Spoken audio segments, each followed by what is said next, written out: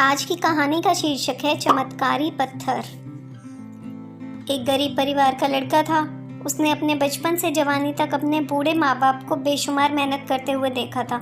वह हर दिन मेहनत करते और हर दिन खाते। जीवन में उनकी कोई ख्वाहिश पूरी नहीं हो पाई थी। जैसे हर बच्चे का सपना होता है कि वो जीते जी अपने माँ बाप को एक आराम की ज़िंदगी दें, उनकी ख्वाहिश पूरी करें, इस लड़के की भी ऐसी ही इच्छा थी। जैसे जैसे माँ बाप की उम्र बढ़ती जा रही थी, इस लड़के को लगता जा रहा था कि कहीं उसके मन की ये इच्छा अधूरी न रह जाए। एक दिन इस लड़के को कहीं से एक सिद्ध पुरुष के बारे में पता चला। लड़के ने सोचा, अगर वह इस सिद्ध पुरुष से कोई ऐसी चीज़ मांग ले जिससे वह अमीर बन पाए तो वह अपने माँ बाप को वो सब दे पाएगा जो वह उन्हें देने की सोच रहा है। लड़का किसी तरह उस सिद्ध पुरुष का पता लगाकर उस तक पहुँच गया। उस सिद्ध पुरुष की सेवा करने लगा। काफ़ी दिनों तक उस सिद्ध पुरुष की सेवा करने के बाद सिद्ध पुरुष ने उससे ऐसा करने का कारण पूछा। तब लड़के ने सिद्ध पुरुष को सब कुछ बता दिया। सिद्ध पुरुष को यह बात जानकर खुशी हुई कि लड़का अपने लिए नहीं लेकिन अपने माँ बाप के लिए धन दौलत कमाना चाहता है। इसलिए सिद्ध पुरुष उस लड़के को एक नदी के किनारे लेकर गया। सिद्ध पुरुष ने लड़के से कहा कि मैं चाहूँ तो तुम्हें एक चुटकी में अमीर बना सकता हूँ, लेकिन अगर ऐसा हुआ तो तुम इस तरह मिली धन दौलत की कीमत नहीं समझोगे। इसलिए मैं तुम्हें इस जगह लेकर आया हूँ। तुम इस नदी के किनारे ढेर सारे पत्थर देख रहे हो।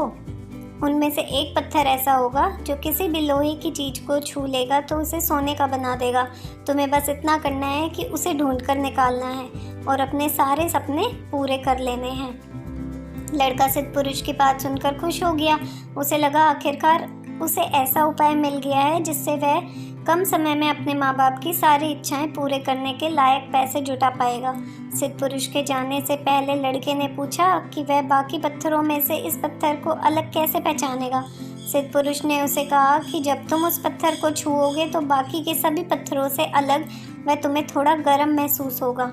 सिद्ध पुरुष के जाने के बाद वह लड़का उस चमत्कारी पत्थर की खोज में लग गया। वह नदी के किनारे पहुंचा। वह एक पत्थर उठाता, उसे छूकर देखता, महसूस करता और बाद में उस पत्थर को नदी के पानी में फेंक देता ताकि वह दोबारा उसके हाथ में ना आए।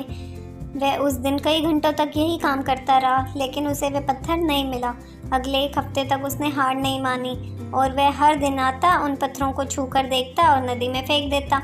जैसे जैसे दिन बीतते जा रहे थे, वह पत्थरों को छूने में और जल्दबाजी करने लगा। वह जल्दी से पत्थर उठाता और कुछ ही पल में उसे नदी में फेंक देता।